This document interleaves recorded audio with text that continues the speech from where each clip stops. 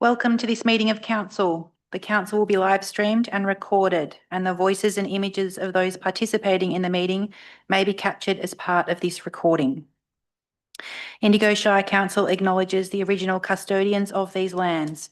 The people of the rivers and the hills have walked these lands for thousands of years as well as today, and we pay respect to the elders of the past and present.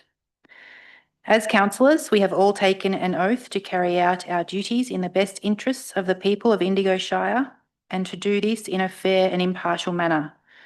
We are all committed to exercising the council's powers and functions to the best of our skills and judgment. Do we have any apologies and leaves of absence? Chair, we have an apology today from the Mayor, Sophie Price, for family reasons. She's not able to be with us tonight. Thank you, CEO. Do we have any declarations of conflicts of interest? None. Do we have any open forum questions? None.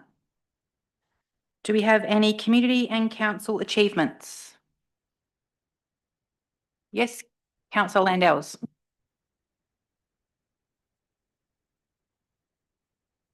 Thank you. Okay, firstly, I'd just like to speak about two important events that have been held recently. One's technically finishing up shortly, but that's Children's Week and Seniors Festival.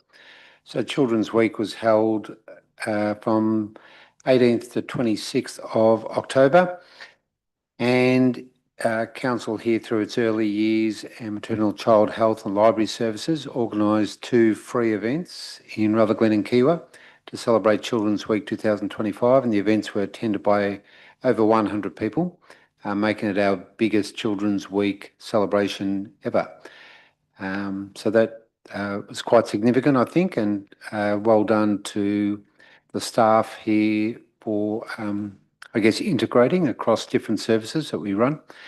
Also with the Seniors Festival, it's a month-long festival, and I guess one of the things I'd like to point out there is it's running for the month of October. State government makes an active living grant available of $3,000. This is quite a small amount of money, but that enabled 12 community-led events to be funded, and then all up there were 32 events on the calendar across the Shire in virtually every town and district, and they covered quite a wide range of events. And I think it's yeah, as far as return on investment for such a small amount of money, fabulous to see all those events take place. I know I attended a couple of cemetery walks, and I wanted to thank people who from the cemetery trusts and historical societies who helped to curate those particular events. I know Councillor Horn also attended the one at Waganya at Carlisle Cemetery, and yeah, it was really, they're really interesting stories that you find out about the history of locals. And also there was I do mention at one of the events I attended, one of those cemetery walks, Shire staff member in that sort of team attended as well. And, you know, it's always, it's important, I think, for people to understand that Shire staff aren't always office based, that they get out and support these events too. So give support to the volunteers who are putting on the events. So, yep, thank you. Thank you, Councillor Landells. Do we have any condolences? Yes, Councillor Horn. On 17 October, the congregation of St Stephen's Church in Rutherglen flowed out into the garden as family, friends and community members came together to celebrate the life of Mrs Aileen Baker, who left us just 3 months shy of her 107th birthday. As the matriarch of the Baker family, Aileen was not only loved but deeply respected. She gave tirelessly to her church and her community, but it was her warmth, sharp mind and gift for remembering people and their stories that set her apart. In a moving tribute, uniformed members of the Rutherglen Bowling Club formed a guard of honour to recognise Aileen's long and outstanding contribution to the sport. We extend our heartfelt condolence to the entire Baker family and to all who were fortunate enough to know Aileen and to be on the receiving end of her grace. Thank you. Thank you, councillor Horn. Can we have a letter of condolence sent to the family, please? CEO? Yes. Thank you. Before we move on to the next agenda item, we're going to make a slight change to the agenda. CEO? Thank you, Chair, through you. Councillors, the agenda item agenda item 11.1, the finance report, makes reference to asking for a resolution that adopts some figures and carry forward amounts. And some of those figures are included in agenda item 13.4, the monthly capital works report. So I think it makes sense to hear the capital works report first and debate that. And then some of those figures then can be included in the light item 11.1. So the suggestion is we bring forward the capital works program to hear that first and then the finance report. So I have a motion that I propose, and that be that the item listed at 13.4 monthly capital works report September be considered before the item listed as 11.1 September finance report. And if I could ask council to support that change. Looking for a mover in a second. Thank you, CEO. Can we have someone to move that? Thank you, councillor Shepherd, and someone to second. Thank you, councillor Harvey. Would you like to speak to the motion? No. Would anyone else like to speak to the motion? No. All those in favour? Unanimous? Carried? Thank you. We'll now move on to... So that means we've updated the agenda to move 13.4 to before 11.1. Yep. The next item on the agenda is item 8, confirmation of minutes from the previous meeting. The recommendation is that the following minutes be confirmed. 1, minutes of the council meeting held on 30th of September 2025 as published on council's website.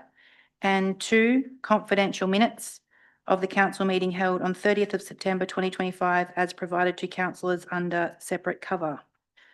Do I have someone to move that motion? Thank you, councillor Landell. Someone to second? Thank you, councillor Burke. Councillor Landell, did you like to speak to the motion? No, thanks. Councillor Burke. Nothing to add, no. Would anyone else like to speak to the motion? No. All those in favour? Thank you. Carried, unanimous.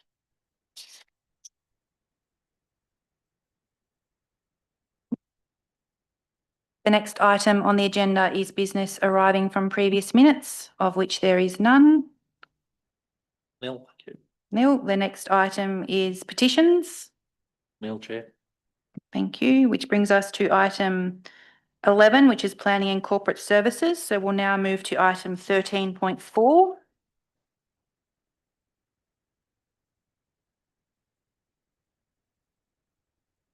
Item 13.4, the monthly capital works report for September 2025. The item is for decision. The recommendation is that council notes the September 2025 capital works report and year-to-date progress in the delivery of the capital works program. Do we have someone to move that motion? Thank you, councillor Burke. Someone to second? Thank you, councillor Horn. Councillor Burke, would you like to speak to the motion? Yes, thank you, Chair. I'd like to move that council accept the capital works report as presented. Quarter 1 is where we test how our budget assumptions hold up once the year is underway. It's the moment we move from planning on paper to understanding what's actually happening on the ground. Projects that didn't finish by 30th of June have now been properly carried forward, which makes our capital budget more accurate and easier to track through the year. As we all know, capital works aren't always straightforward. Weather, contractor availability and material supply can all influence timing. By adjusting the program now, we're keeping expectations realistic and avoiding bigger surprises later in the financial year. This work also helps the community better understand when projects will begin. People do keep an eye on things like road repairs and park upgrades, and quarter 1 adjustments are how we make sure we're not promising to be everywhere at once. Some projects are quick sprints and others are endurance jobs. That requires careful staging. Rather than rushing, we'd rather develop properly and safely, and this report reflects that mindset. I want to acknowledge the efforts from officers behind the scenes. Balancing budgets, procurement, community demand and contractor availability is not simple work, and their steady approach helps us stay on track.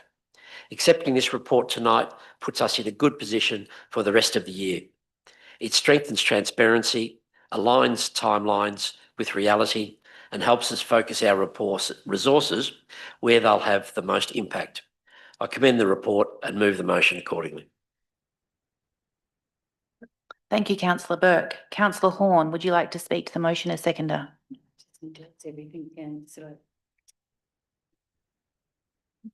No, I won't. Thank you. Thank you. Would anyone else like to speak to the motion?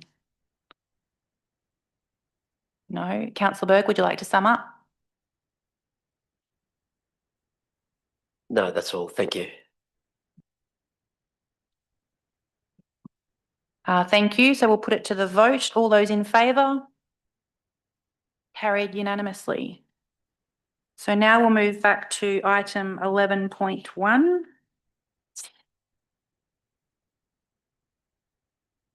Which is the September finance report. The item is for decision. The recommendation that Council 1 accepts the Quarter 1 finance report, noting the progress against Council's budget. 2, adopts Quarter 1 forecast figures for operating and capital as shown under Q1 forecast figures and attached carry forward grants. Do we have someone to move this motion? Thank you, Councillor Burke. Someone to second? Thank you, Councillor Harvey. Councillor Burke, would you like to speak to the motion? Thank you, Chair. Looking at our September finances, we're sitting on a $16.5 million surplus, which is about 1.7 million better than budget. Most of that comes from the timing of grants. Things like natural disaster recovery funding and some money carried forward from last year helps in that surplus. That money will be spent as these projects roll out. We've also had a few handy reimbursements come in with insurance, work cover and some new Buller gas connection charges.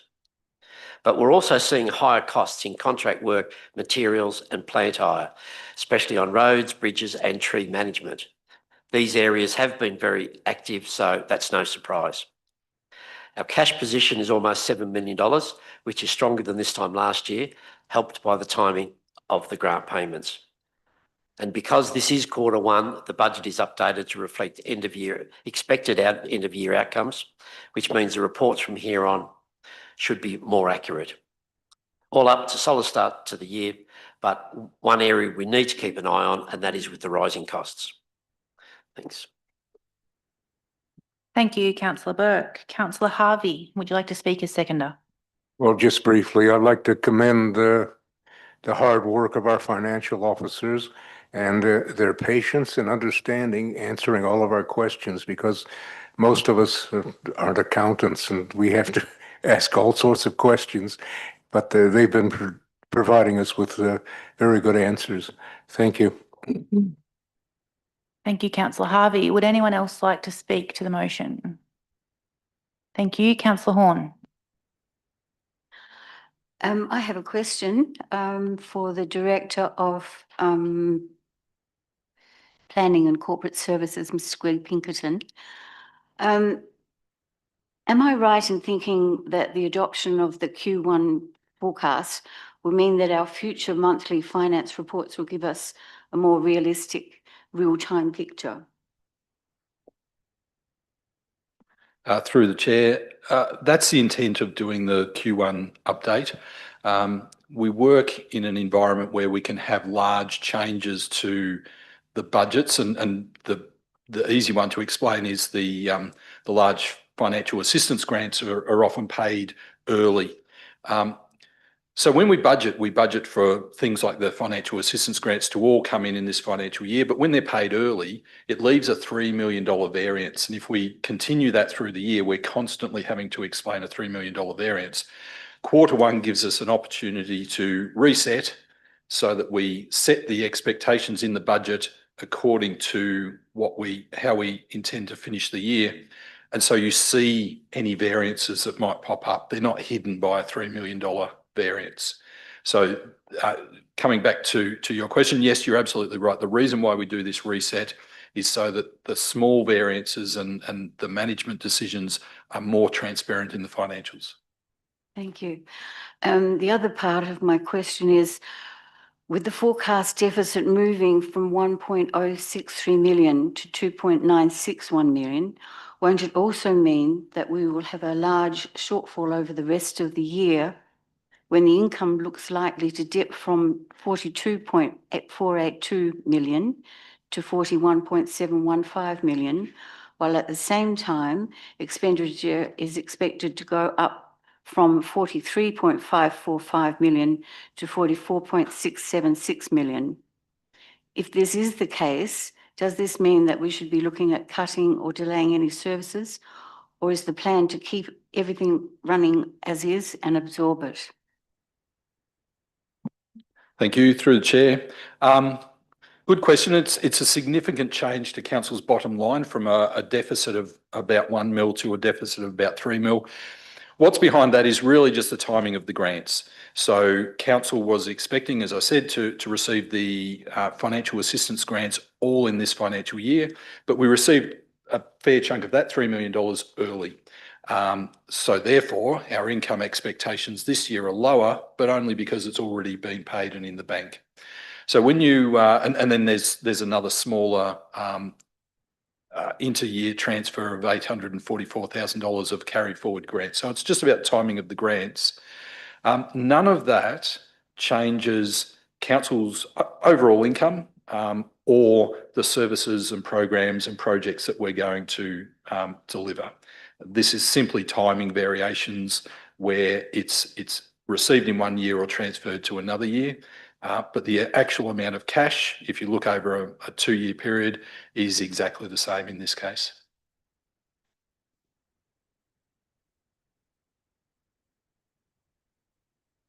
Would anyone else like to speak to the motion? No, I think I'll just make a comment. Obviously, the report goes through the capital works projects. There's comment in there that at the quarter way through the financial year, we've delivered 5.8% of capital works against the budgeted program. Looking back at the previous years, couldn't quite find the September data due to the election cycle, but at the end of October, we were sitting at 23.3% complete.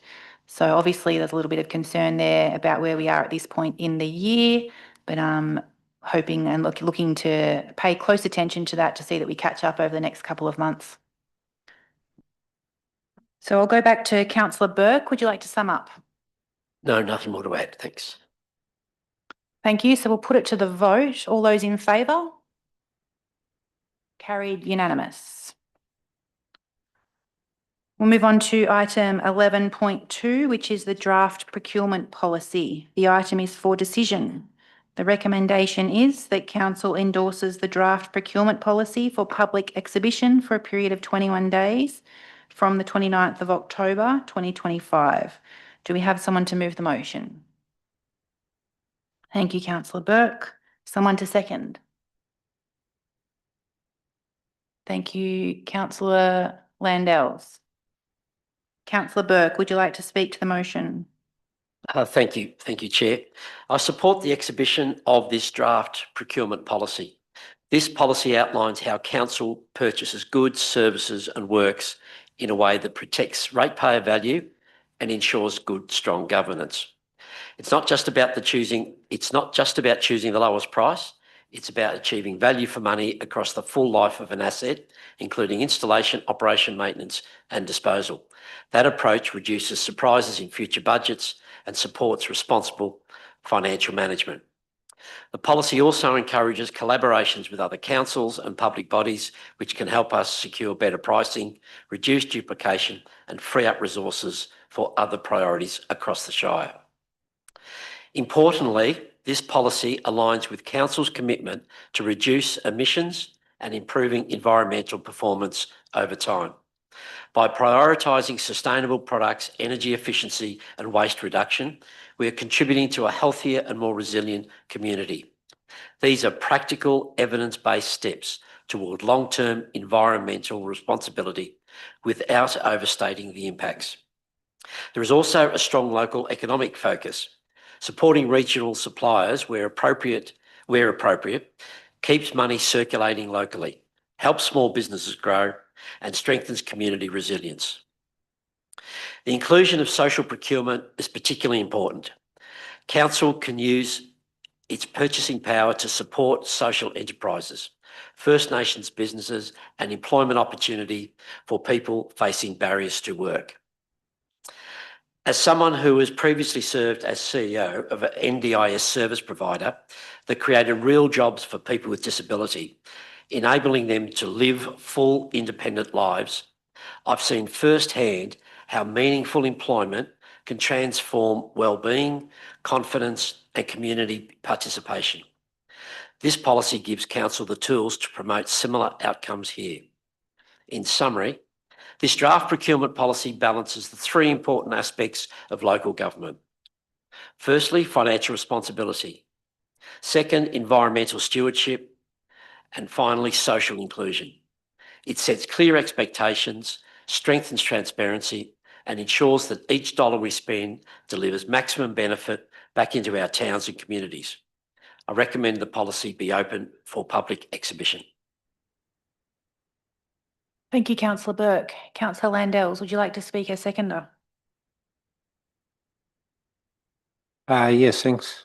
Look, just briefly, I suppose I wanted to say that I think there's been some really good work here, and I think it's at a appropriate stage to go out to the community for public consultation. One of the terms that pops up in a lot of our plans is thriving communities, and it's in the municipal public health and wellbeing, also the latest economic strategy. And I think that an opportunity is there for procurement policy to really underpin how you get to that point where communities do thrive. Because it's fine to put it in a document, but we really want people to feel like the communities they live in feel like they're thriving communities. And I think, so of particular interest to me is the local benefit aspect of this. I'm not sure that this draft personally is that I'm 100% happy with how we define local benefit. However, I'm happy for for it to go out to the community, for the community to give their feedback on that. Thank you, Councillor Landells. Would anyone else like to speak to the motion? We'll go to Councillor Shepherd first. Yeah, I think as a policy, it's a good general document that gives our viewpoint, and I think that was well summed up. Thank you to the two previous councillors. I suppose I'm really interested in the key supporting initiatives and tools, and I'm glad that they're part of this document explaining what else is going to happen.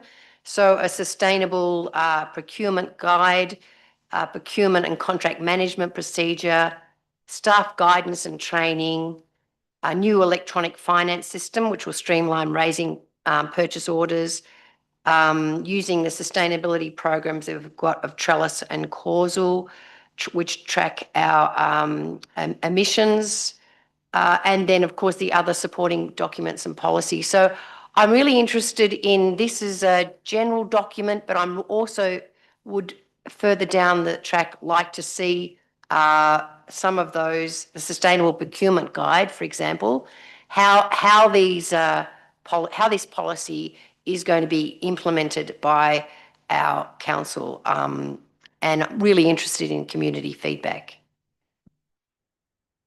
Thank you, Councillor Shepherd. Councillor Horn.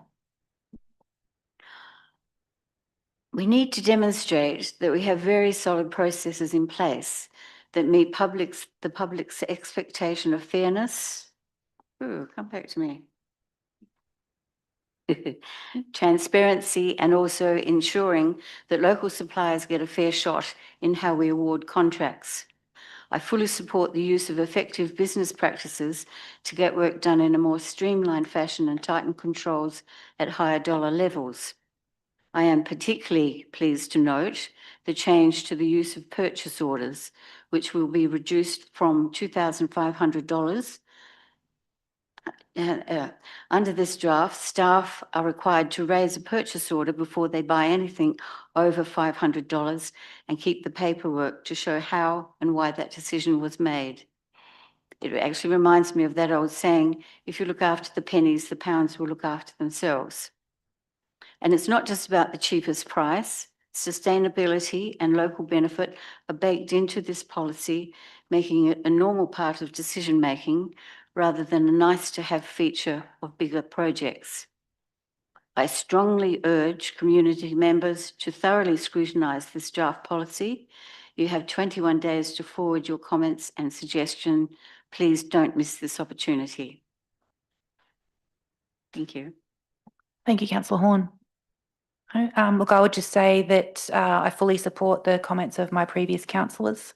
This is a lot of work's gone into preparing this draft policy, and I really look forward to seeing what the community feedback is. So at that point, we'll put it to the vote. All those in favour? Carried unanimously.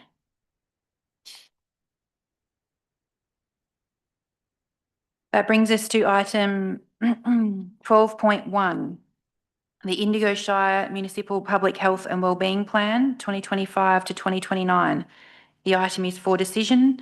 The recommendation is that Council, having reviewed submissions, adopts the Indigo Shire Municipal Public Health and Wellbeing Plan 2025 to 2029. Can I have someone to move the motion? Thank you, Councillor Landels. And someone to second? Thank you, Councillor Shepherd. Councillor Landels, would you like to speak to the motion? Yes. I'd firstly like to thank the community members that provided feedback on the draft. Whilst we didn't get a high number, it was, I think that there's some important points made, particularly about inclusion and taking on board the opportunity to just be inclusive, a little bit more of a context there. Just looking through the document, I think there's some very, very important elements to it and themes, and I think a couple that I might just point out that I think are still somewhat of a challenge for a shire like Indigo is if I look at the focus area too on improving wellbeing, that word thriving communities comes up again about mental health and social wellbeing is essential for thriving communities. It's very important that we work in partnership with local health services, stakeholders and community organisations to increase community awareness of mental health services. And if I give an example, there's a fabulous service, new initiative that's come on recently called, I think it's Mental Health and Wellbeing Local, where you don't need an appointment, you can walk in off the street and get assistance, but it is located in Wangaratta, so that provides an access challenge, although there is phone support offered on something like that. But it just probably underlines why we need to work with the local health services and also some of the organisations like the neighbourhood houses, who often provide some kind of information about those services. And I suppose the other one, which there's a number of great themes in here, but I guess one that I've just noticed over the years, considerable growth in the area of focus area 5 of healthy eating and food security. Over the last, 10, 12, 15 years, the rise in community gardens right across the Shire. A lot of schools have Stephanie Alexander kitchen gardens. There's food share programs set up through neighbourhood houses, and in the case out at Tangam, it's through the Lions Club. And also, we've got Whole Foods and fresh fruit and veg outlets in 3 of our towns. So I think that there's some really great, we're at a fairly good place there, but the reason why some of these programs exist in the neighbourhood houses, like food security programs, is because there's a real need out there too. So. Thank you, Councillor Landells. Councillor Shepherd, would you like to speak as seconder? I think this plan of many of our plans is a very collaborative, forward-facing document that, as you said, Councillor Landells, creates opportunity for a lot of collaboration across not only our shire but outside our shire to achieve healthier outcomes for our community. And when we look at the strategic document that aligns with this on who's in charge of what, there's lots of opportunities for us to be working across a number of different health, wellbeing, neighbourhood, as you said, lots of different community areas. And I think that leads to great outcomes when we do that sort of collaboration. So we're not doing things on our own. And I look forward to seeing this implemented. Thank you, Councillor Shepherd. Would anyone else like to speak to the motion? Councillor Burke. Thanks, Chair. This plan sets out how council will support a healthier and more connected community over the next 4 years. It focuses on preventing violence, strengthening mental wellbeing, supporting active living, responding to environmental health impacts, improving food security and reducing harm from alcohol and drugs. It was interesting that there was one community submission that noted that inclusion should not only consider race, gender or culture, but also respect people with different beliefs and perspectives. And I absolutely agree with that thought. At a time when divisiveness and labelling are growing, particularly through online abuse and social media pile-ons, and we've all seen that and all experienced it, and this plan encourages empathy, dignity and belonging. These positive values help protect mental health and community cohesion. Plans like this are genuinely needed, and it's important that council doesn't just focus on roads, rates and rubbish, as essential as they are. Supporting wellbeing, connection and inclusion is just as critical to building a strong, resilient community. I support this plan because it reflects our community's priorities. It brings people together rather than pushing them apart, and it provides a practical roadmap for helping all residents feel valued and able to thrive. I commend the plan and thank officers. I thank them very much for their work on this very important plan. Thanks, Councillor Burke. Councillor Horn. As mentioned, we redo this municipal public health and wellbeing plan every 4 years, and it sits alongside another couple of plans that also include community input and covers each state of life. As you will see, it's very comprehensive. I'm confident that it's been shaped by real voices from across the Shire and covers all generations to map out the most effective way we will work with our health and community partners by support its adoption. Thanks, Councillor Horn. Councillor Harvey. Yes, I'd like to commend this plan as well. And in my experience, our community is suffering more stress now than I imagine since the Great Depression, particularly with the cost of living crisis, the breakdown of society, things like crime and so on, and people, just the number of people that have to go to food banks. And I think this is hopefully we can help people in our community and our society for a better life. Thank you. Thanks, Councillor Harvey. Councillor Landells, would you like to sum up? Yeah, just briefly, just say thanks very much to the other councillors for their perspectives that they've just contributed about this plan. I don't really have anything further to add. It is very comprehensive, and there are a number of fabulous programs, and I'd probably take Councillor Shepherd's point about the collaborations. I think that's always a great way that we can work really effectively, and I think we've got a good history of doing that within our shire, and And I'd just like to commend a lot of the community sector who are quite happy to come on board and help to deliver some of those programs and initiatives too. So that's all. Thank you. Thank you, Councillor Landell. So we'll put it to the vote. All those in favour? Carried, unanimous. That brings us to item 12.2, Recreation Reserve Master Plans. The item is for decision.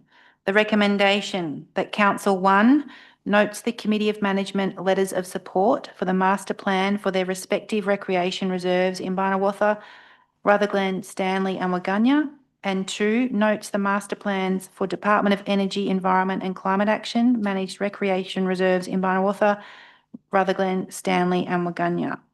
Can we have someone to move the motion?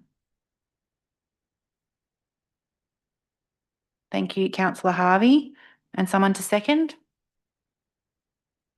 Thank you, Councillor Shepherd.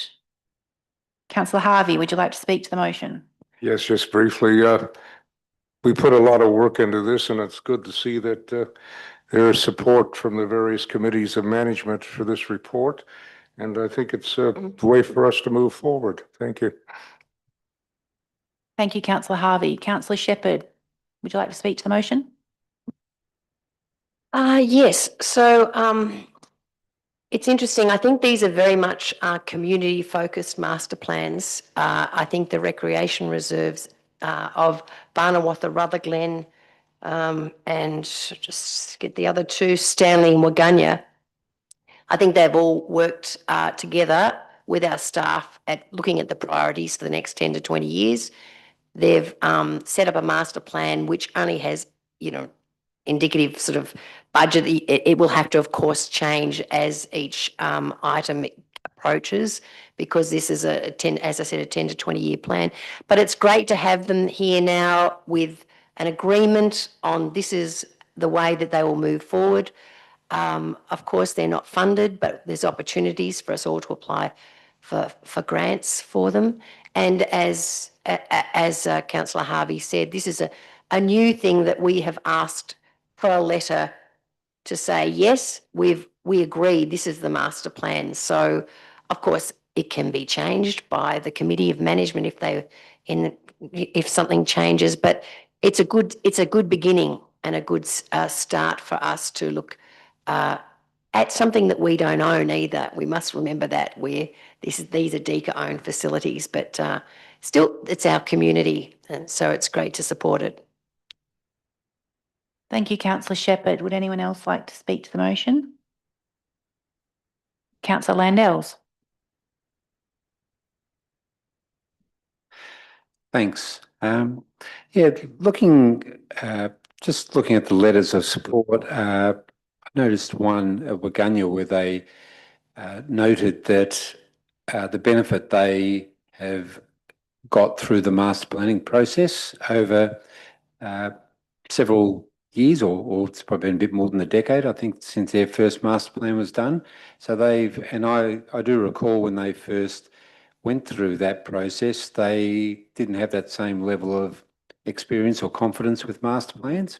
So that's really pleasing to see that they've been through the journey, seen their ability to upgrade netball courts, tennis courts, social spaces and things like that, and can see the real benefit of master planning processes. And I will just make the observation that, for a shire of whatever we are, about 17,700 people, we have a lot of reserves that require master plans, and it's a really effective way, I think, some people might argue that some of the development over time has, maybe not been enough money in some cases, but I think generally speaking, I think I could say that they're all at a stage which is fairly enhanced from where they were probably 10 or 15 years ago. So there's been some gradual improvements, grants coming available through a whole range of sources. And I think that's credit to the community groups and also the Shire staff who work in this area, who continually looking for opportunities. And in this case, even these are DECA-owned facilities, so looking for a grant program whereby we can get master plans upgraded. Thank you, councillor Landells. Would anyone else like to speak to the motion? No, look, I'll just reiterate what the previous councillors have said in regards to these master plans. I find them extremely useful documents. They're great opportunities for the community to tell us what they would like to see in their rec reserves. And similarly, they're fantastic documents for us to then prioritise grant funding applications and future development. So very useful documents and certainly guide decision making at our level. So I'll now go back to Councillor Harvey. Would you like to sum up? No, thank you. I think it's been done for me. Thank you, Councillor Harvey. I'll now put it to the vote. All those in favour? Carried unanimously. That then brings us to item 12.3, recreation funding applications. Before I move on to the motion, the CEO has an update for the report. Thank you, Chair, Deputy Mayor Dowsley. Councillors, there was an email circulated this afternoon just to advise of a slight change to some of the numbers for one of the projects, the Tangambalanga Tennis Courts project. In a moment, I will ask our Director of Community and Economic Development, Sally Rice, just to update those for the purpose of the meeting and transparency, and so that the minutes of this meeting can record these slightly changed numbers. So if I can throw that to Sally, and then if councillors can please note that change in their deliberations today.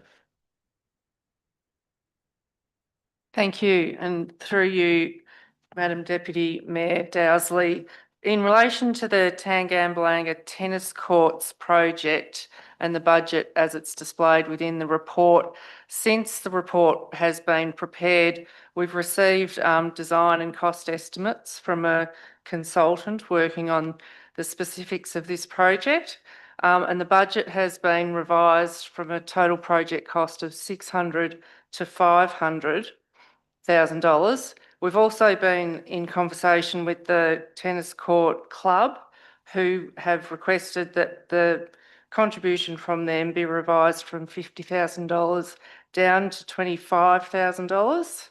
So that revises the funding contributions for the project to be from the Tangambalanga Tennis Club, $25,000. The funding we will be seeking from Sport and Rec Victoria will be reduced to $375,000, and council's contribution would remain at $100,000.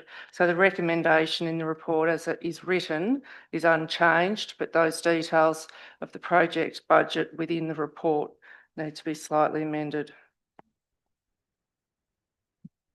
Thank you, Sally, Director of Community and Economic Development.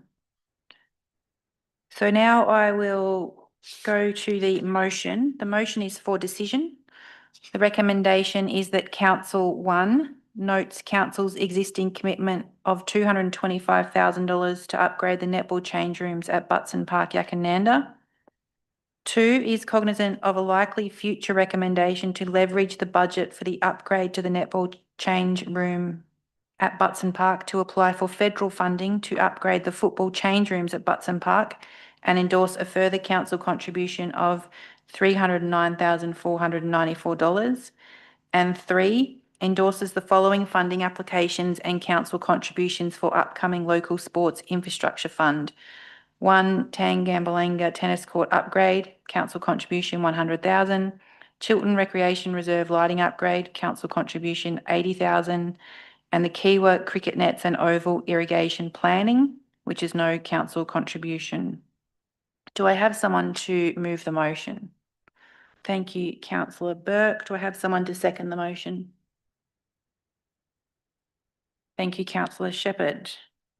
Councillor Burke, would you like to speak to the motion? Thanks, Deputy Mayor. Both the Tangam and Rutherglen tennis clubs have presented strong proposals. Upgrades that will make their courts safer, more accessible and more widely used by the community. These are exactly the kind of projects that strengthen our local towns, and Rutherglen and Tangam will certainly benefit from these if they're successful.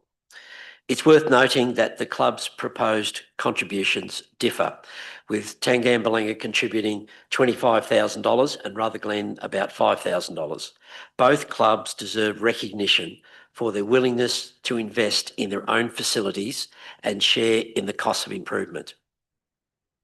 The key to this success is balance, encouraging local ownership and strong partnerships, while making sure every community feels equally supported. These projects are part of a state government grant process that is highly competitive across Victoria. So the strength and balance of each proposal, including the level of local contribution, will be critical to success. I support this motion. Thank you, Councillor Burke. Councillor Shepherd, would you like to speak to the motion? Well, just that it's worth noting, I think, that the report highlights the potential opportunity to leverage the budget for the Butson Park netball change room upgrade to apply for federal funding for the football change room upgrade. And the report recommends that council considers the applications while being cognizant of a likely future recommendation regarding Butson Park football change rooms, but that assumes that there's going to be a future federal funding round that's suitable for those. But wouldn't it be fantastic if we could leverage one against the other and end up with both being upgraded at Butson Park? So that's quite an exciting thing. And the other thing I think is I really like the fact that this is very transparent, and here sometimes they don't necessarily come to council for discussion. This is very transparent, and also with our next infrastructure assessment tool that we'll be looking at next, it's again very transparent for the community and the recreation groups to see where they sit on that assessment tool, and shows the how they can, by offering to more money, move themselves up in that assessment tool. So it's really good to see them here for everyone to have eyes on. Thank you, Councillor Shepherd. Would anyone else like to speak to the motion? No. I'll just reiterate those comments that Councillor Shepherd said about leveraging the state funding. Earlier in the year, the CEO, Mayor and myself attended the National General Assembly in Canberra, where this topic was specifically discussed in one of the sessions, where federal government ministers were talking about how local councils could fund multi-million-dollar projects that we simply, small rural councils simply don't have the money to potentially afford the co-contributions required for some of those larger grants. And they made the recommendation that we could use state government grants as our co-contribution for those federal grants. So this is a direct learning from that session that we're bringing back, and we're going to try to do that if an appropriate funding opportunity arises, to hopefully deliver on a project that otherwise might be delivered in a really piecemeal approach. And our preference is certainly to deliver these as complete projects. So that's a really fantastic approach. Councillor Burke, would you like to sum up? No, I think everything's said. So thank you, Chair. Thank you. So I'll now put it to the vote. All those in favour? Carried unanimously. We'll now move to item 12.4, the draft Indigo Shire Libraries Collections Policy. The item is for decision. The recommendation is that Council 1 endorses the draft Indigo Shire Council Library Collection Policy for the purposes of public exhibition, inviting community feedback in accordance with Council's community engagement policy for a period of 21 days. 2, notes that if no submissions are received during the public exhibition period, the policy is adopted from 19th of November 2025. 3, notes that if submissions are received during the public exhibition period, the policy will be brought to a future council meeting for adoption. And 4, advocate to state government for increased funding in Indigo Shire libraries through the annual Public Libraries funding program. Do I have someone to move the motion? Thank you, Councillor Harvey. Do I have someone to second the motion? Oh, everyone at once. Thank you, Councillor Horn. Councillor Harvey, would you like to speak to the motion? Yes, we have had several presentations in my brief time on council from the library. I think they do magnificent things with the limited resources they have.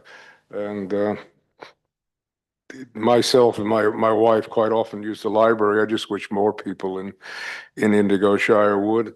And I think hopefully we'll get a lot of feedback from this, exactly what people want, what they expect of their library, and you know, how we can continue funding it appropriately, because libraries all over, not just Australia, but the Western world, are finding it very difficult these days. And some councils, I believe, even shutting them down. Wouldn't like that to happen here, because I think a library is just more than books. It's kind of a community center.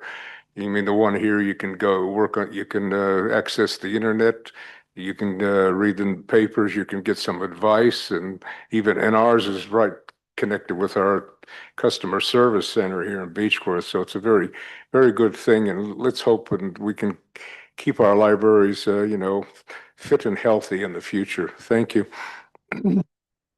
Thank you, Councillor Harvey. Councillor Horn, would you like to speak as seconder? I'd like to add that this is the first ever formal library collection policy for Indigo Shire.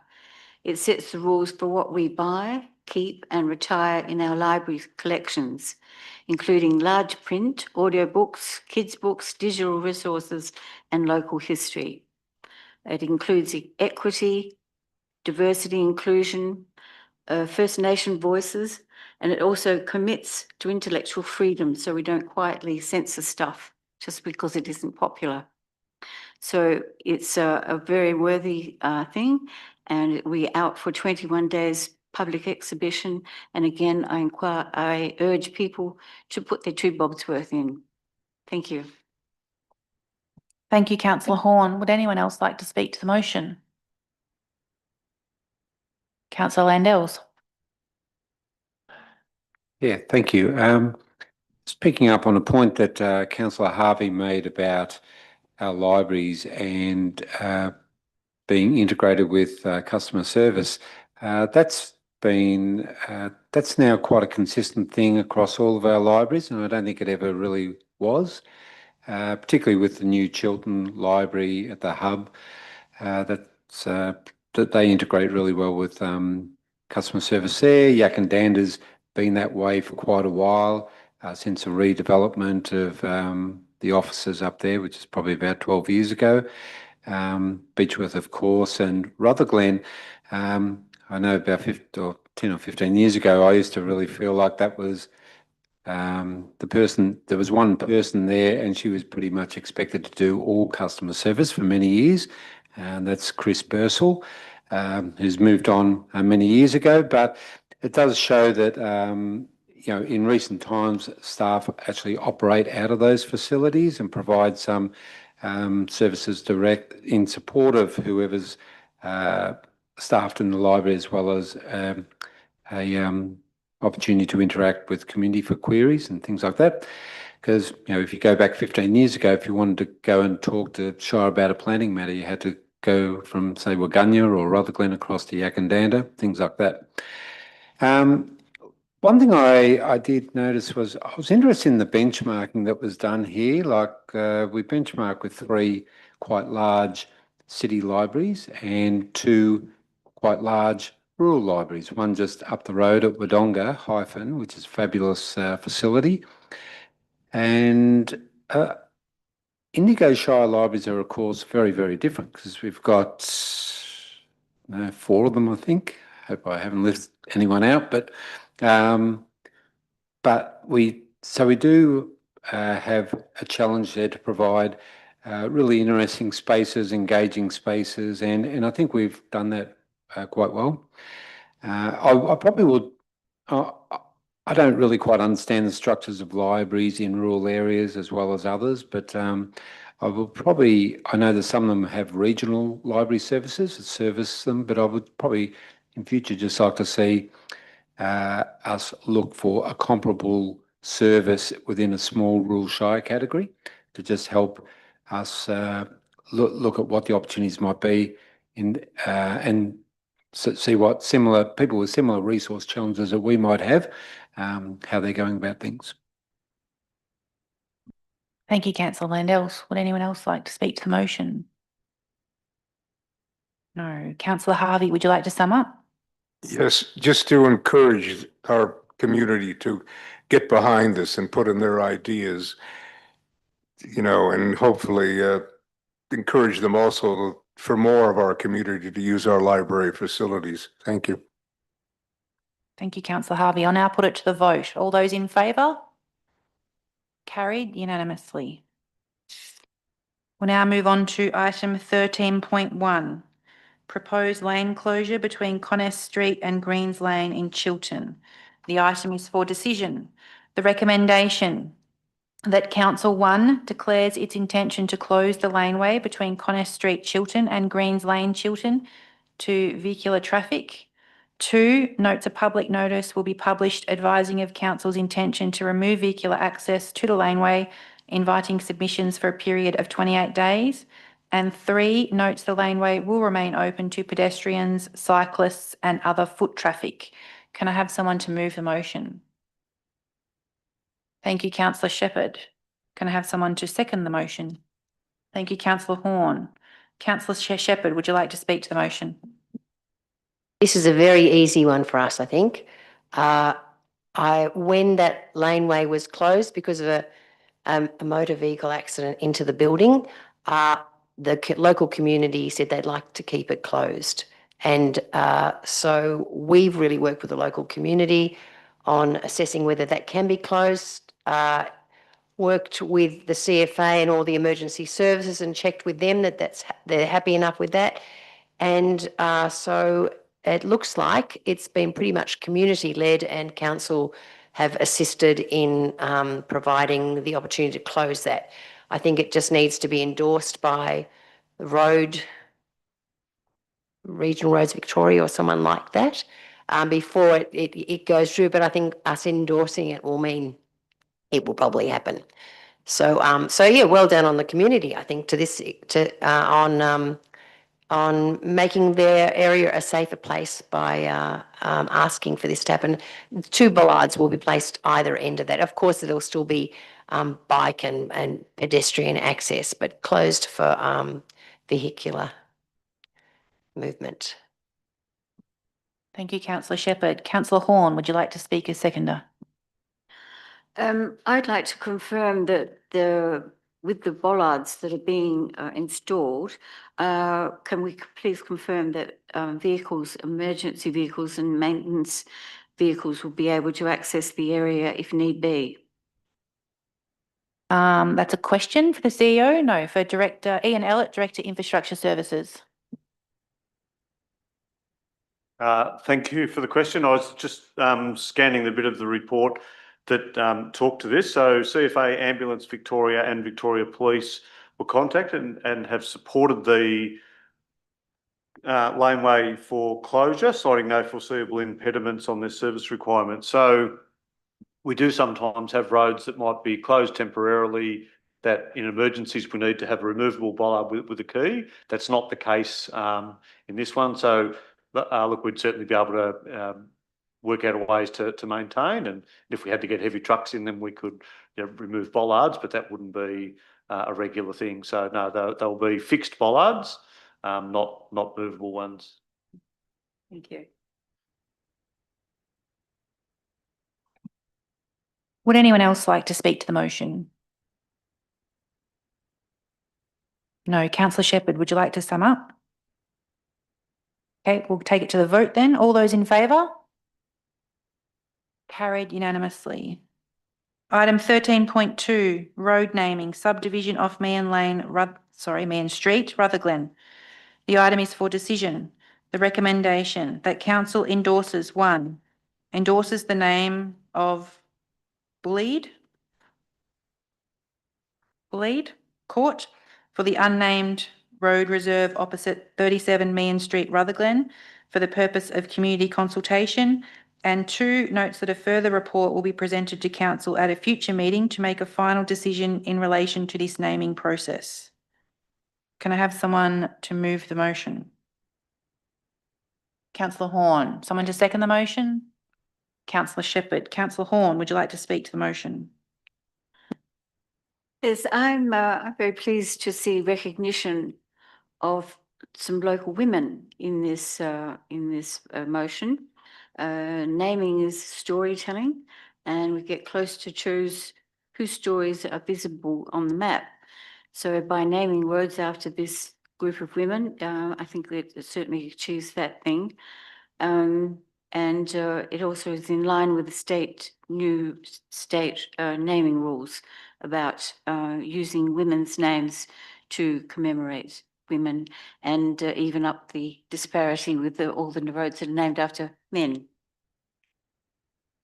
Thank you, Councillor Horn. Councillor Shepherd, would you like to speak to the motion? Yes, this is the first time we've used our recently adopted road and place naming policy. When I was a young woman I lived in Rutherglen, and I heard a lot about the Bulleid sisters, and they were very elderly at the time. They probably weren't, but to me, they were really elderly women, and they were known throughout. I thought, who are these sisters, the Bulleid sisters? And I thought they were just a young, group of girls, but no, you'd see the Bulleid sisters walking down the streets, down the main street with all their hats and things. So they were part of the older sort of generation. So it's really great to be now at my age, seeing these women, their names being commemorated. And it looks like the process worked. Well done. I get that the infrastructure department did what we asked them to do and followed the procedure. And so first one tick done. And as Councillor Horn said, a tick towards gender equity. Thank you, Councillor Shepherd. Would anyone else like to speak to the motion? Councillor Burke. I just think this is a fantastic initiative to be able to honour a local family in the area related to this land, and close to their home that was always called the Bulleid residence. It's just a fantastic thing to do. Thank you, Councillor Burke. Would anyone else like to speak to the motion? No. Councillor Horn, would you like to sum up? I think we've said everything. Thank you. Thank you. I'll put it to the vote. All those in favour? Carried unanimously. Item 13.3, road discontinuance and transfer of land at 27 Murray Street, Rutherglen.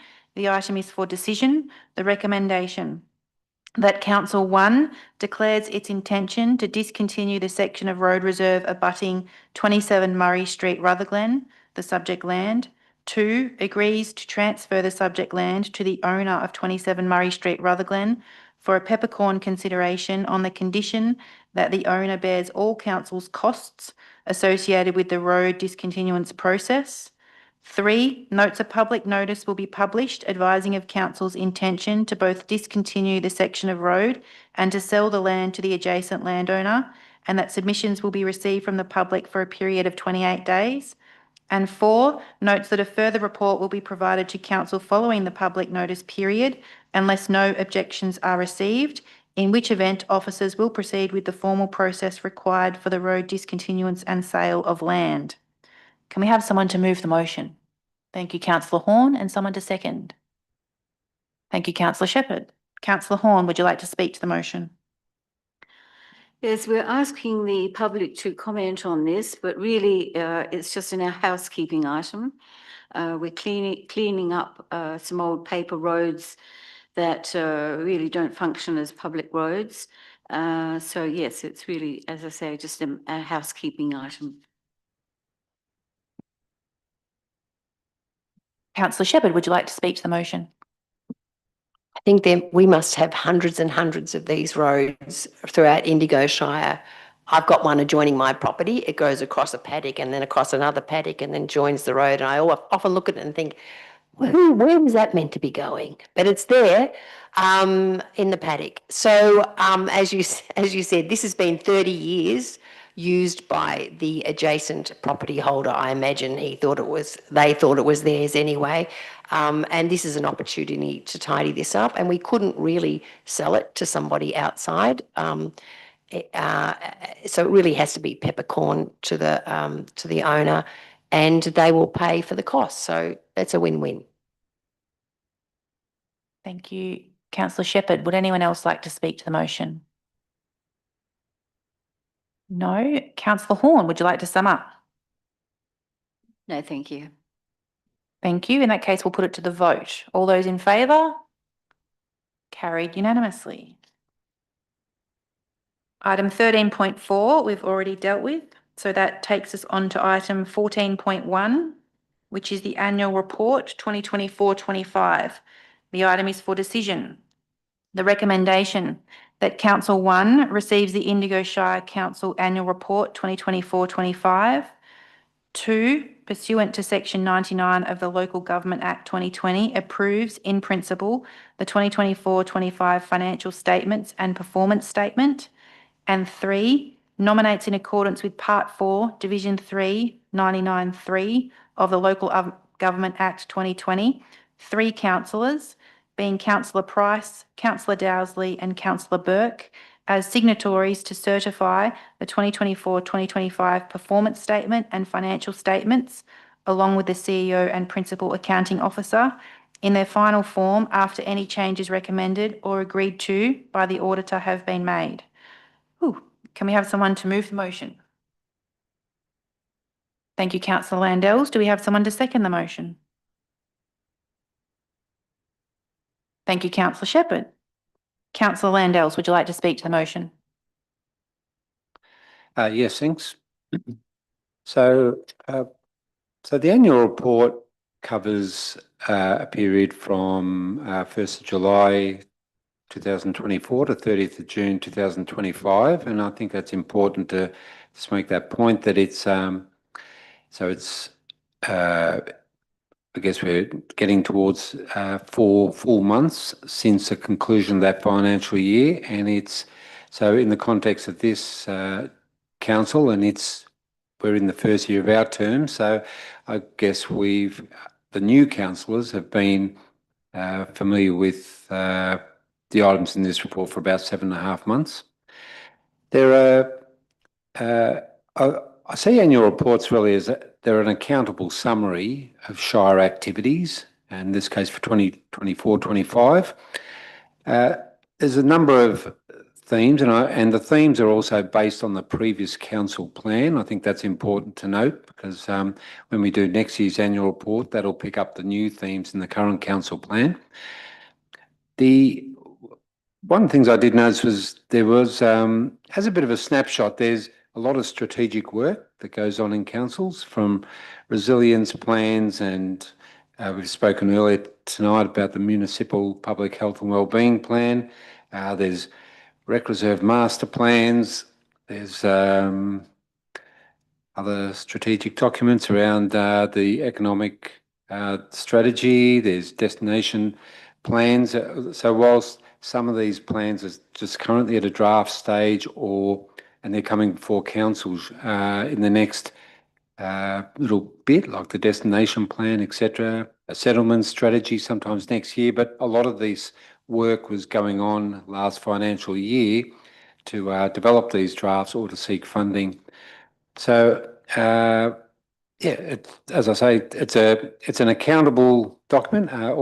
Obviously all councils are required to put one forward. And the other point I did want to make, it's under theme 5, accountability. I guess it relates to our council and even just the new council plan, but the extensive induction and training that went on for the newly elected council to support effective governance and decision making. I think that's that can't be underestimated either, that sort of work, because there's quite a lot of responsibility that goes with these roles, and we all have different backgrounds and various strengths, and in some cases gaps in areas of knowledge that we have to try and make sure that we get into a position where we can make pretty sound judgments and decisions. Thank you, Councillor Landells. Councillor Shepherd, would you like to speak as seconder?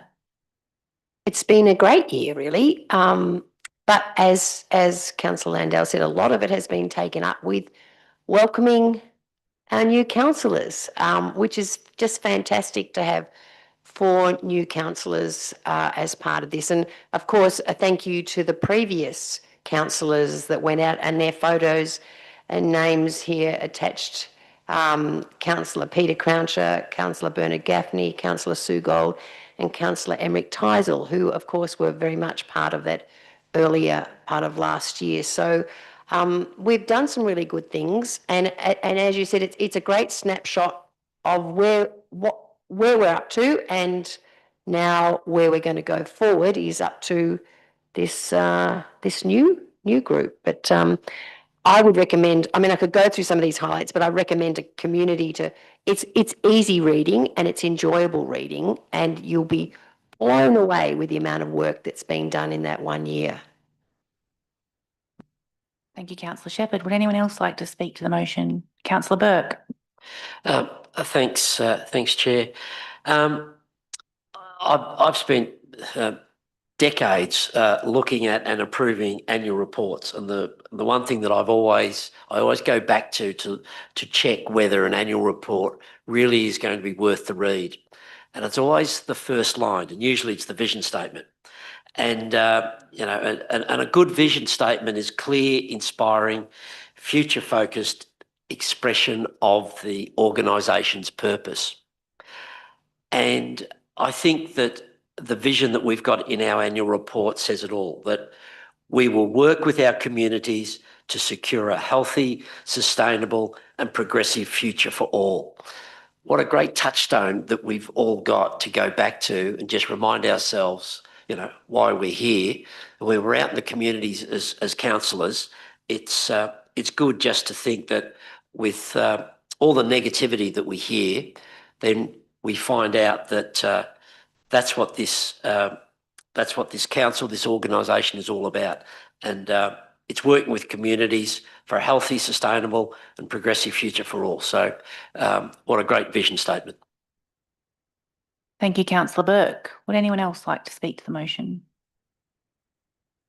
No? Well, I'll speak to it. So I agree with the other councillors. The annual report is a great opportunity for us to reflect on the previous 12 months and to highlight our achievements.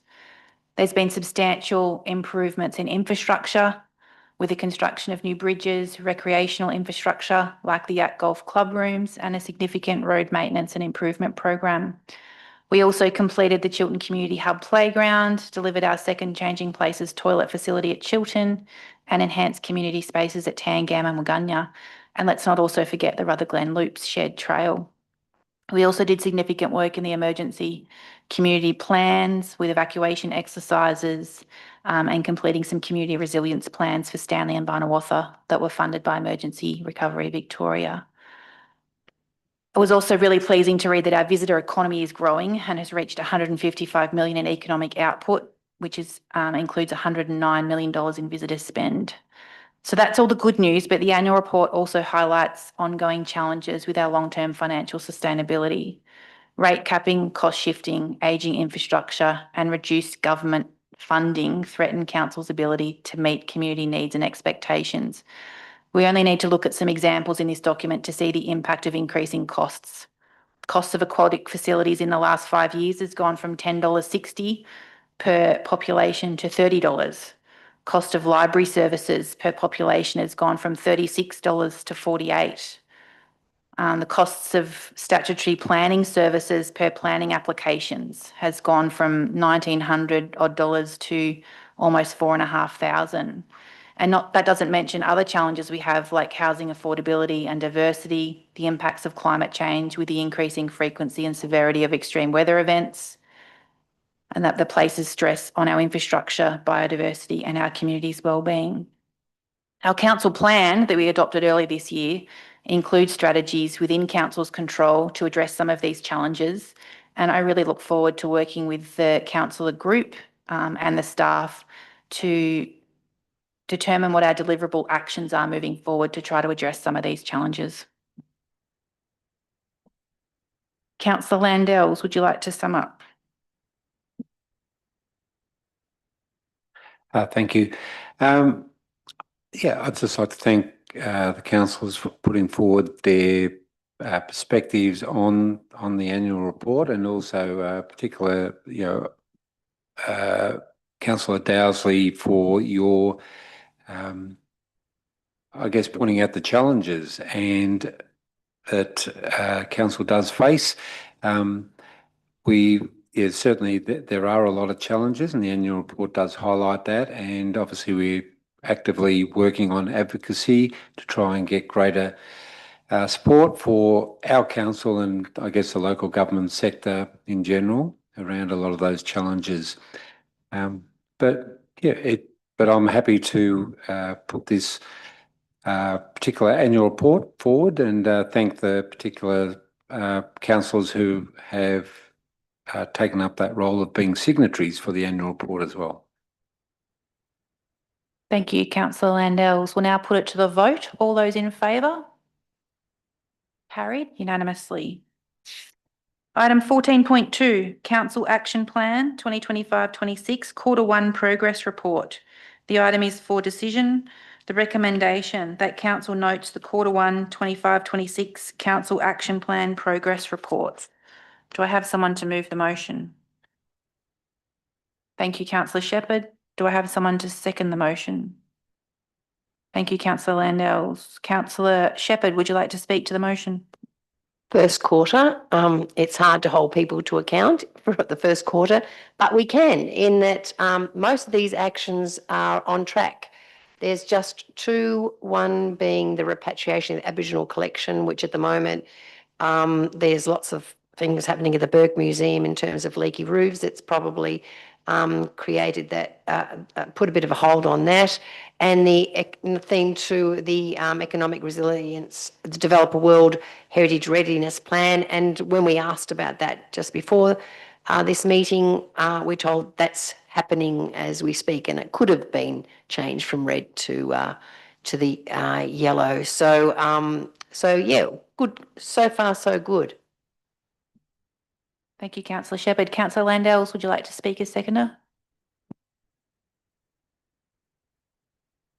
Not really. I think just that point about over 95% of the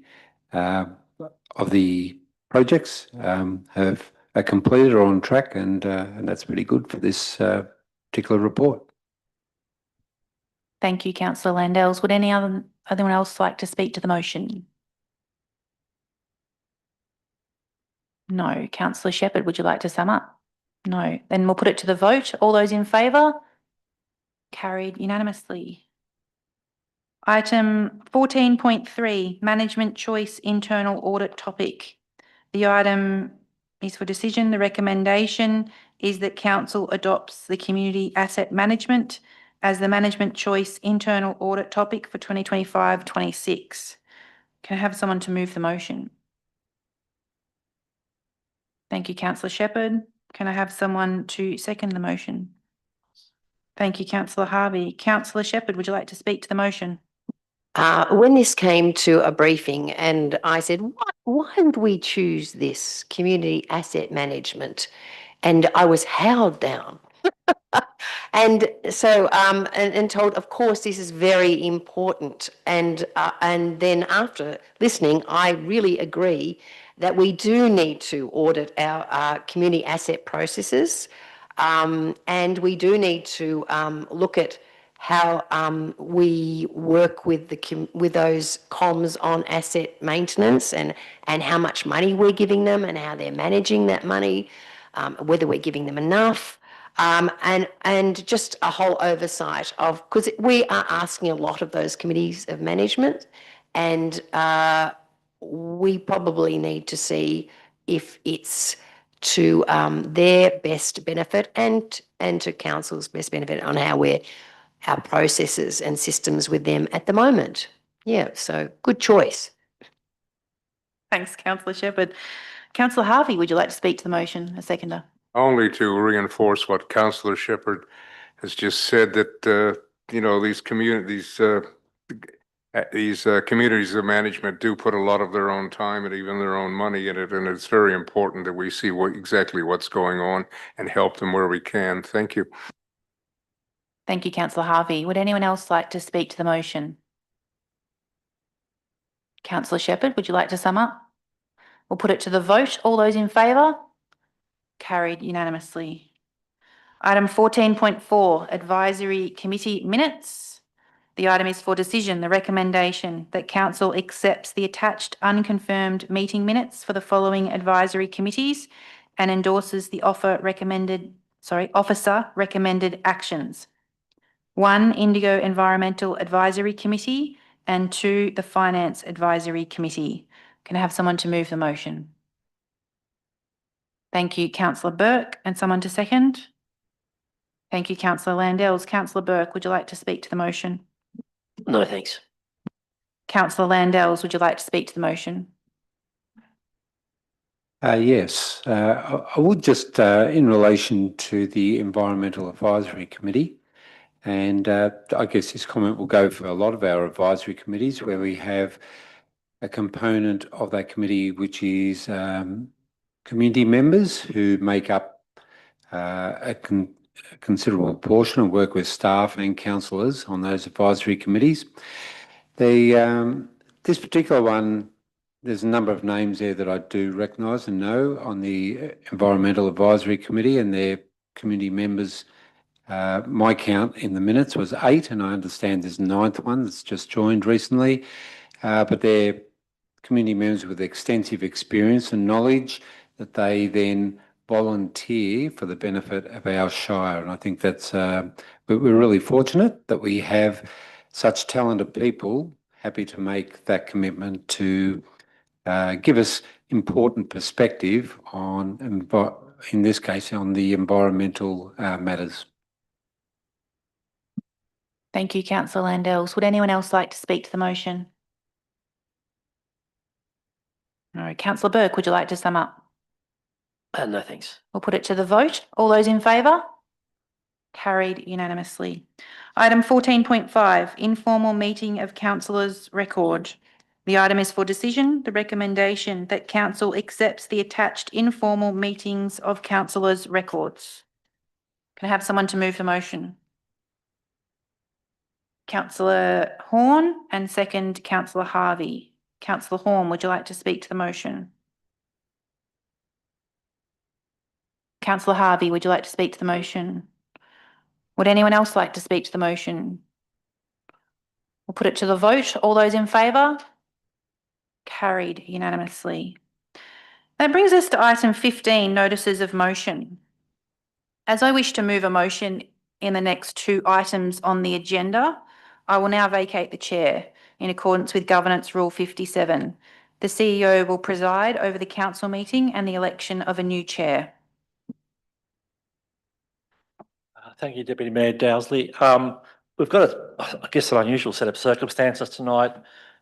We have the Mayor who's unavailable, and the governance rules state the Mayor will chair all the meetings, and if the Mayor's absent, the Deputy Mayor will chair meetings. That's the normal process.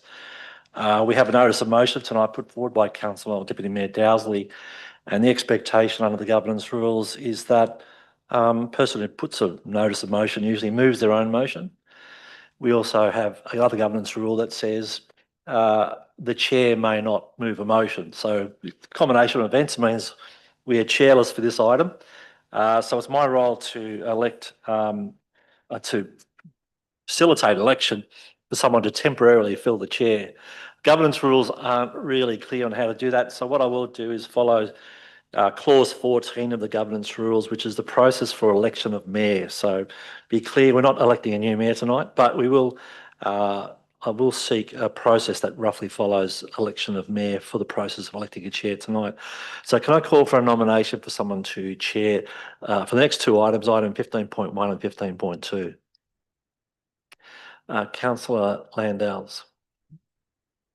I'd like to nominate Councillor Burke. I have a seconder for that nomination. Councillor Harvey. Councillor Burke, are you okay to accept that nomination? Yes, yes, I am. Do I have any other nominations for the role of temporary chair?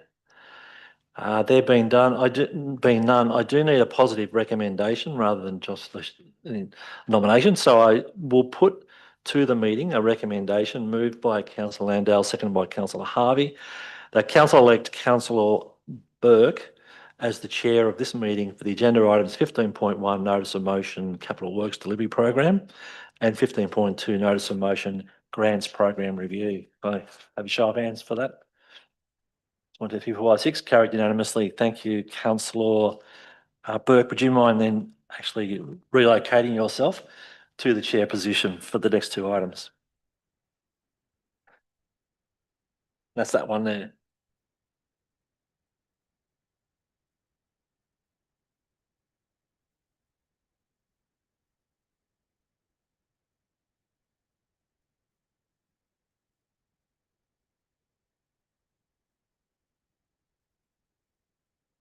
Oh, that's better.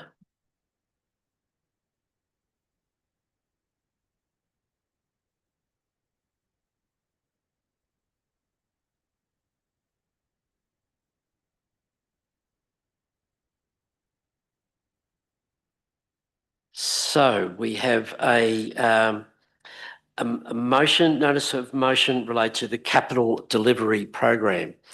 And that motion is that Indigo Shire Council instructs the CEO to deliver a detailed 4-year capital delivery program, in addition to existing budget documents commencing financial year 2026 to 27.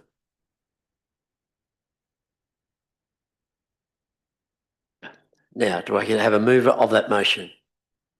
Unsurprisingly, we have Councillor Dowsley who wants to move that motion. Do I have a seconder for that motion, please? Thanks, Councillor Harvey.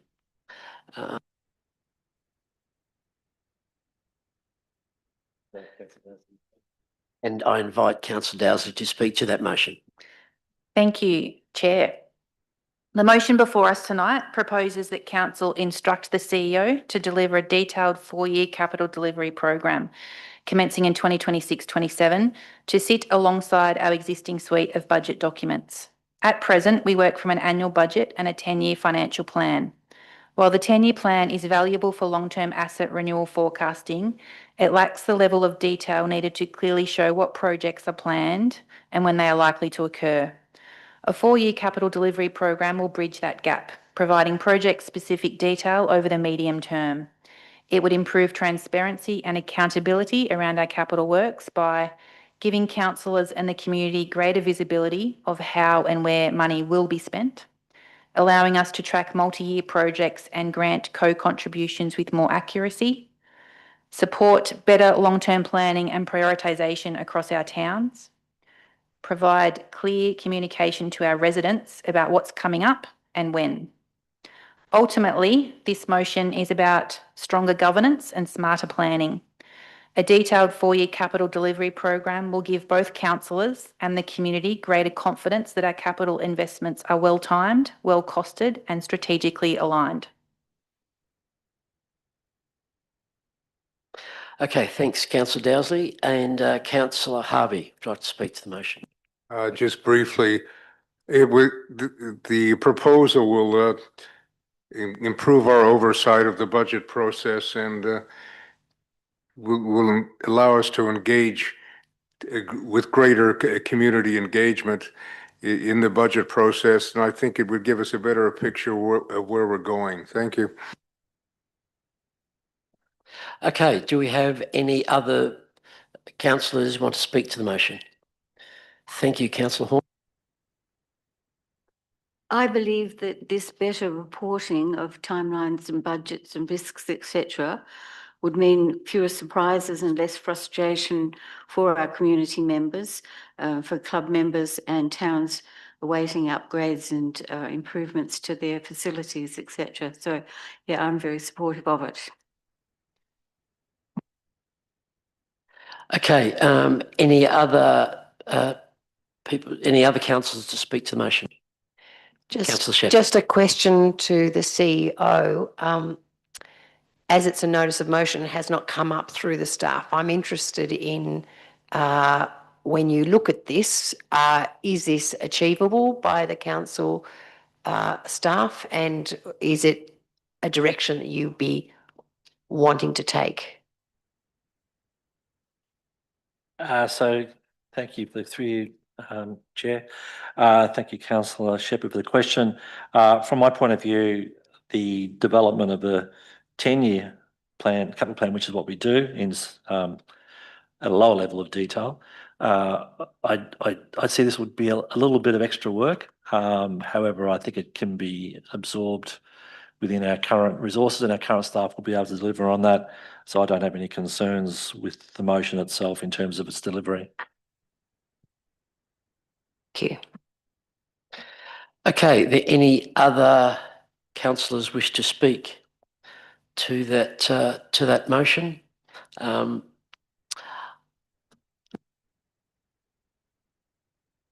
I do want to say something in support to this to the motion.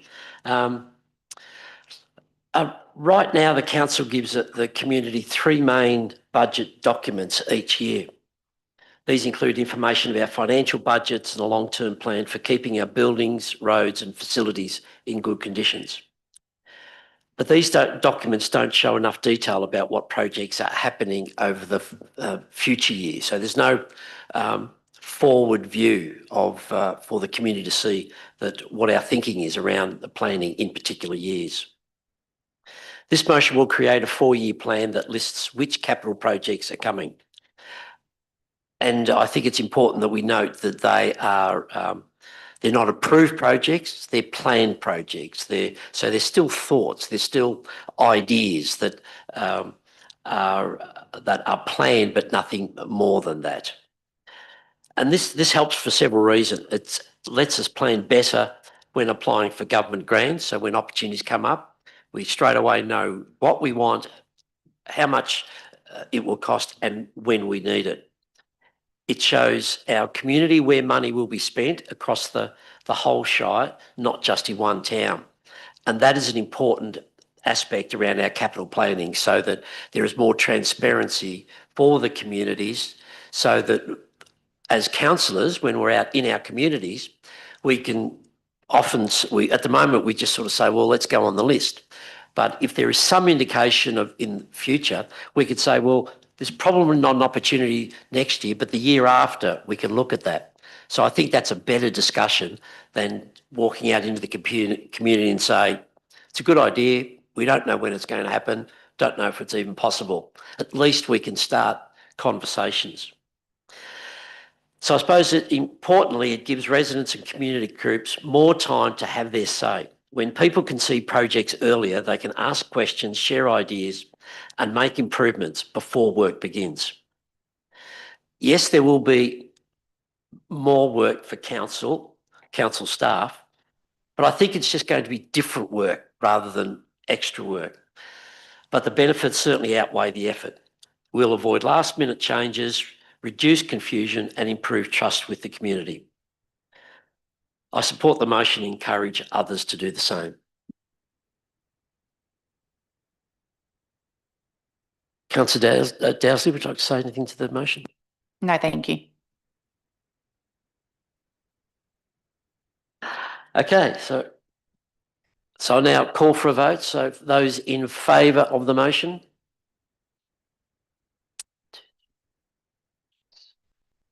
So that's, so Councillor Dowsley, Councillor Harvey, Councillor Horn, and Councillor Landals, and also Councillor Shepherd, and myself. That means that the motion has been carried. Okay, and the next motion is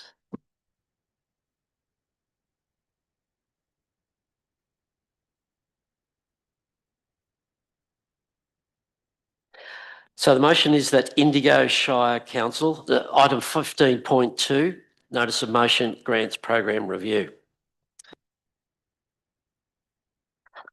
The motion is that Indigo Shire Council instructs the CEO to undertake a review of Indigo Shire Council's grants program and present findings and recommendations to Council for consideration prior to adoption of the 26-27 budget. Councillor Dowsey, would you like to speak to the motion? I'd like to move the motion. Sorry, the question was, do we have a mover of that motion? Thank you. Do we have a seconder for that motion? Councillor Horn, thank you very much. Now, Councillor Dowsey would like to speak to the motion. Thank you, Chair. This motion seeks that Council instruct the CEO to undertake a review of Indigo Shire Council's grants program and present findings and recommendations prior to adoption of the 26-27 budget. Council currently manages several community grant streams, Get Active, Community Event and Sustainability grants. Each has developed over time to meet specific community needs.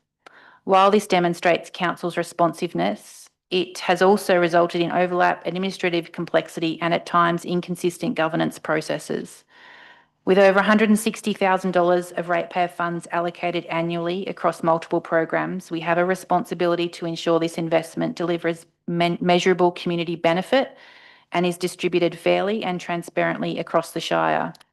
A review of the program provides us an opportunity to streamline categories and improve administrative efficiency, ensure our funding aligns with the strategic priorities of the new council plan, benchmark Indigo Shire's approach against similar councils to test value for money and fairness, and strengthen transparency, governance, and community confidence in this process. Ultimately, this is about accountability and continuous improvement. Our grants program is an important tool for supporting local initiatives, and it should remain robust, equitable, and aligned with our strategic direction. Okay, Chair. Second, Councillor Horn, would like to speak to the motion? Yes, I'm happy to speak to this motion. I think that would be very valuable for us to have this review and to align the governance across all of the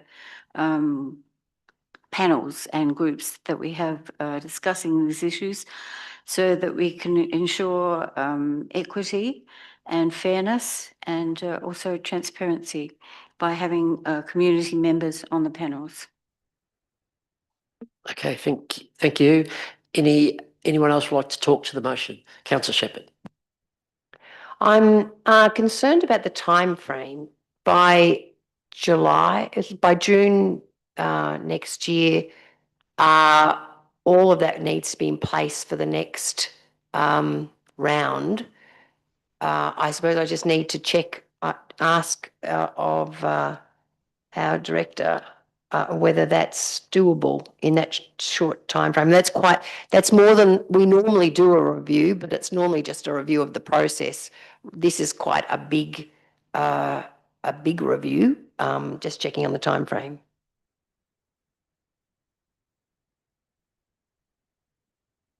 Thanks for the question.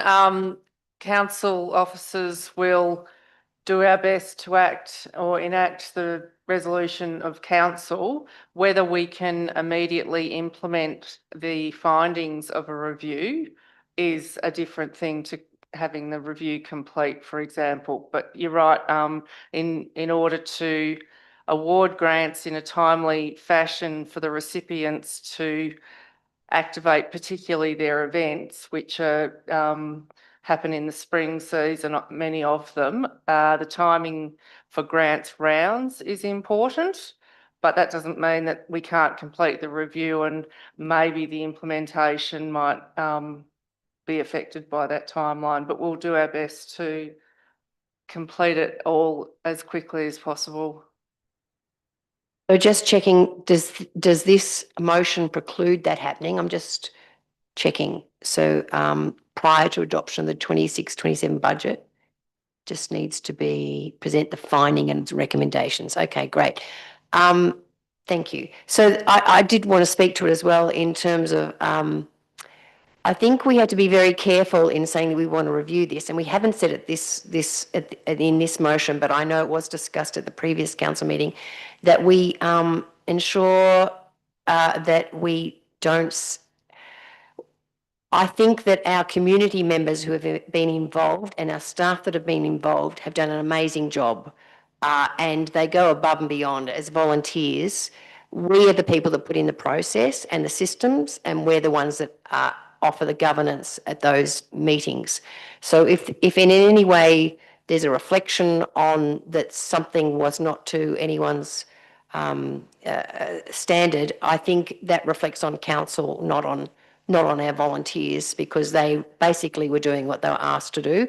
And I was happy with the process, but I can understand a new council wanting to realign, rethink, and I agree, there's opportunities to make this a more streamlined approach. So just wanted to just ensure the community that I think they do a great job.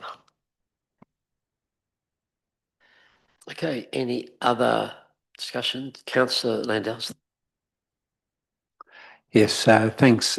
I've also got a question for Director of Community and Economic Development, Sally Rice, just in relation to our grant programs, like a review of this scope. Can you give some detail or history on what the reviews have been like, say, over the last, I know you've been with us, I think, for about 3 years, but perhaps over the last 5 years or so, what you're aware of?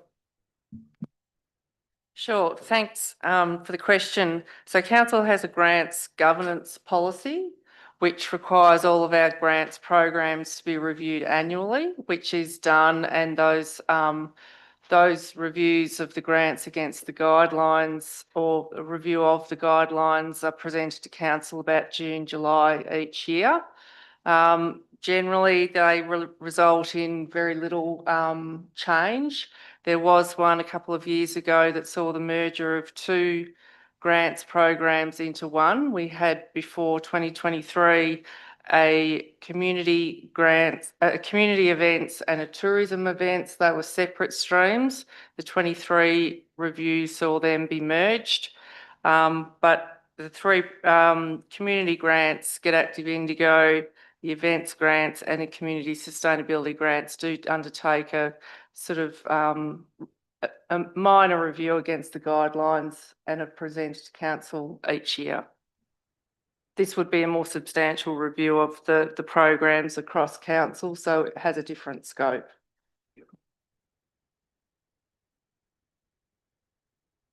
Okay, thanks. I guess my comments in having heard that is that generally speaking, I sort of probably favour a periodic review, and every 4 years just seems of not so much an overhaul, but I guess a comprehensive review of all the grant programs. I would think maybe once per council term would seem an appropriate thing to do. I fully endorse the comments made by Councillor Shepherd about the important role of the community volunteers, and I'll also include the industry stakeholders that they play on our advisory committees.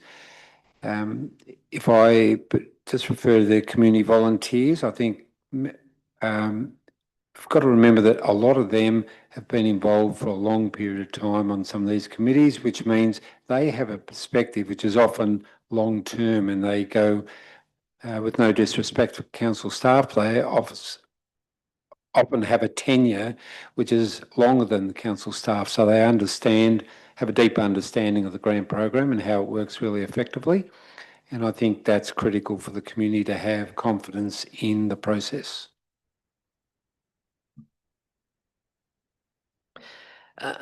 Councillor Harvey, do you want to say something? Just briefly, I think it's important that we do have a look at this to allay any community concerns, of which I've heard a few. And also it will give councillors, particularly new councillors, an overview of the whole system and try to understand it better and see if we can streamline it and make it work a little better and make it more transparent. Thank you.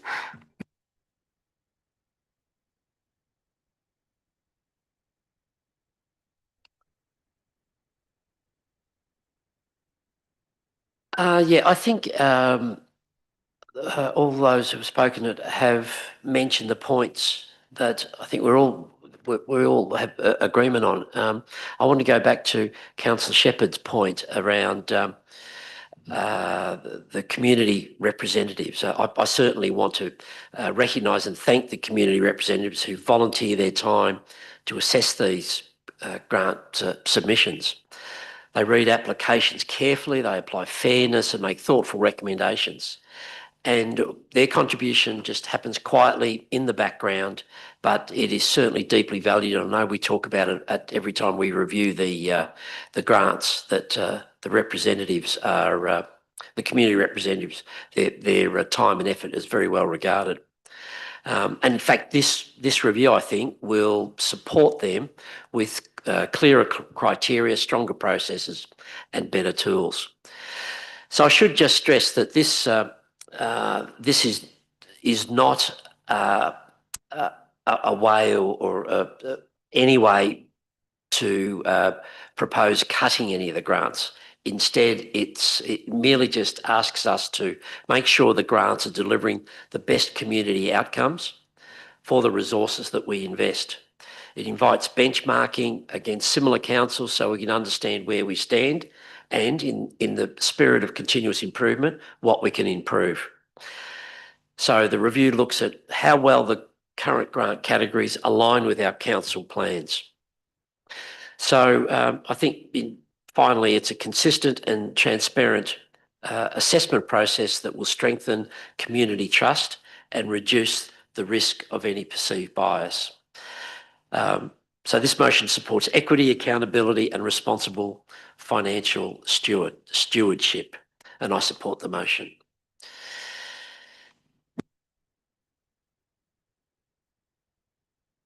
Councillor Dowsley, did you want to talk to the motion? Thank you, Chair. I just wanted to touch briefly on the question that Councillor Shepherd raised. The motion talks about recommendations by that date. It doesn't talk about the implementation of the recommendations. So I take on board the comments from Sally Rice as well, that those recommendations might include timeframes about their implementation. So yeah, that's about all I wanted to cover off. Thank you. Okay, so we'll go to a vote on that. So all those in favour of the motion? That's unanimous.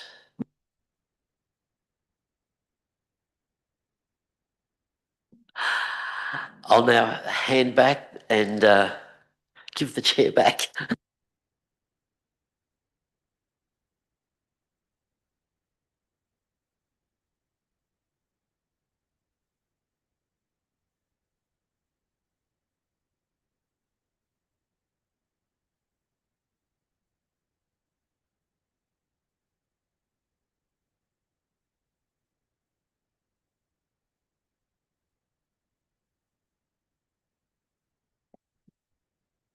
Thank you. Item 16.1, councillor reports.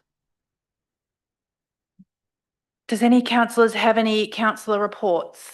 Councillor Harvey. Thank you. Thank you, Deputy Mayor. On Friday, October the 17th, I was privileged to represent Indigo Shire at the 150th birthday celebration of the Beechworth Primary School. The school put a lot of effort into this, and for several days around that date, they had reenactments, dress-ups, and on the Saturday after they had a school fete, it was quite an event. And I was impressed by the way the 200 plus primary school students participated and listened to people like me give short speeches. They were very well behaved. And a highlight of that celebration on that Friday was the grandson of Dame Jean McNamara, who was a pioneer in polio research and from Beechworth. In fact, she grew up about 5 doors up from where my house is.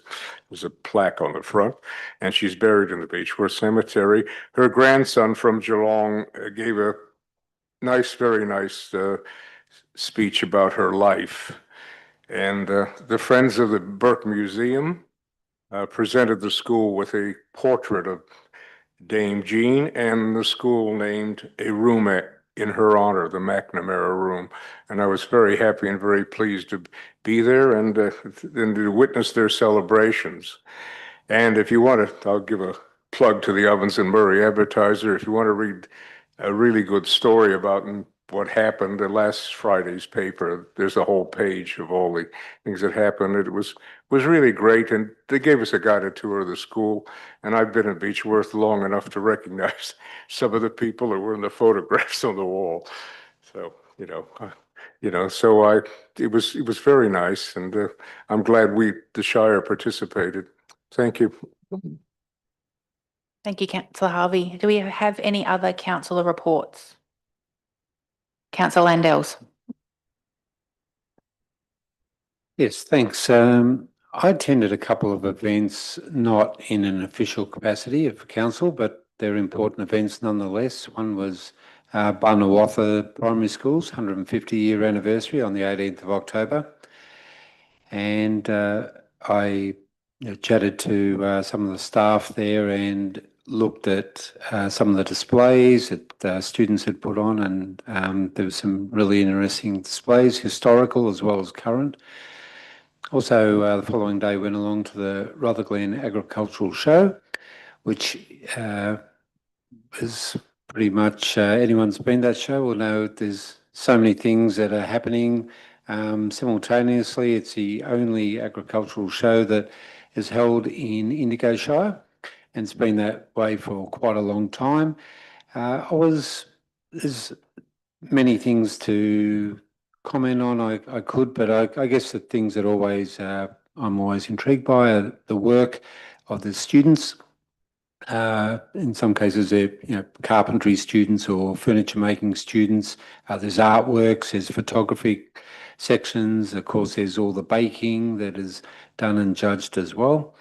But I also noticed things like the Yakandanda Vintage Engine Club there as well. So it's great to see other community groups with taking the opportunity to attend that, not who from other towns within the Shire.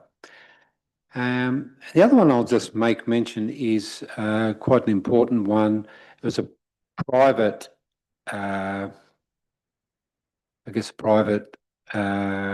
unveiling of a sculpture at the Rutherglen Wine Bottle last Saturday, and that was attended by Councillor Horn and myself. Councillor Horn gave a very good speech about the particular item, and it was a cycling themed sculpture in honour of Tony Reekman, who was unfortunately killed through a road accident in 2023, January 2023. It was also an opportunity for, it might be the first public art policy or the opportunity for the Shire to, the first project has come through the newly formed public art policy, and so members of the creative communities team were there, as well as our tourism manager. And also want to just make thanks to particularly one of the locals, Anne Colleen, who coordinated the whole project with the Reekman family. They are based in Sydney, so there's quite Anne was very much liaising between council staff and the family in order to bring that sculpture to fruition, I suppose. So, great thanks to all involved there. And I don't know if Councillor Horn would like to add anything. No. Okay. Thank you. Thank you, councillor Landels. Any other councillor reports? No, we'll move on to item 16.2, which is the Mayor's Diary. That's for information. Item 17 is the Decisions Register for information. Item 18, General Business. Does anyone have any general business? Councillor Horn.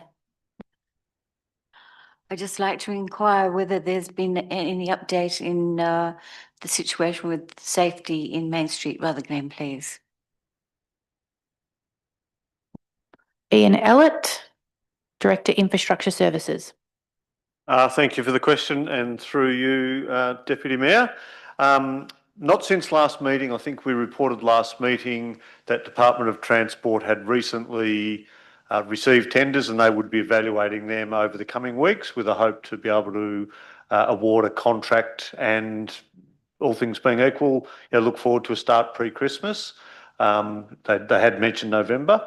So look, we haven't had an update. So look, I trust that their tender evaluation is going well and we might hear some news sometime soon. Any other general business? No? Okay, that takes us on to item 19, which is confidential items. Section 66 of the Local Government Act 2020 states, 1, a council or delegated committee must keep a meeting open to the public unless the council or delegated committee, says deleted, but I think it means delegated, committee considered it necessary to close the meeting to the public because of a circumstance specified in subsection 2 applies. 2, the circumstances are A, the meeting is to consider confidential information as defined in section 3 of the LGA Act, B, for security reasons, or C, it is necessary to do so to enable the meeting to proceed in an orderly manner. I will just state before I move before we ask for someone to move and second the recommendation, that this is the last item on the meeting agenda. So we will return to the meeting after this item, but it will simply be to close the meeting. There's no further items on the agenda. So now I'll put this up for decision. The recommendation is that council meeting be closed to the public in accordance with section 66 of the Local Government Act 2020. Someone to move that motion, Councillor Shepherd, and second, Councillor Burke. Councillor Shepherd, did you want to speak to the motion? No. Councillor Burke, no. We'll put it to the, did anyone else want to speak to the motion? No. We'll put it to the vote. All those in favour? That's carried unanimously. We'll now move into confidential.